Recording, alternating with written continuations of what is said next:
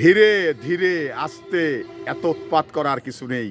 কারণ আপনারা ১৬ বছর যথেষ্ট বাংলাদেশে রাজ করেছেন।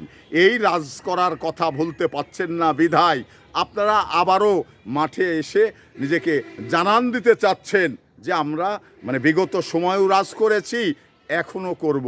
তো সেই সুযোগ বাংলাদেশের মানুষ আপনাদের রাখেনি। কেন রাখেনি?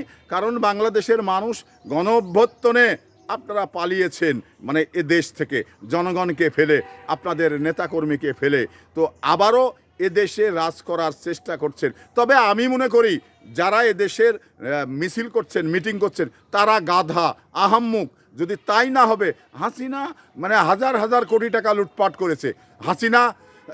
হাসিনা আসেনি, এবার না আসে তার কিছু কর্মী রয়েছে, কিছু হলো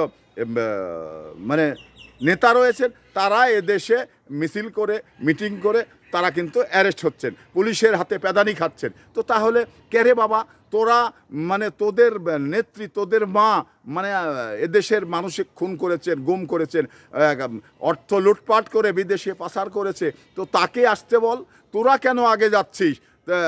তোর আসাদুজ্জামান কামালকে আসতে বল, ওই হাসিনাকে আসতে বল, হাসিনার ছেলেকে আসতে বল, পুতুলকে আসতে বল, তোদের সঙ্গে ওদের আগে নিয়ে তোরা পাছনে মিছিল কর, তাহলে তো ভালো লাগে। তো এবার মরার জন্যে তোরা ওদের আরামায়েশে ওরা দিন যাপন করছে, আর মরার জন্যে তোরা রাজপথে যেতে চাচ্ছিস।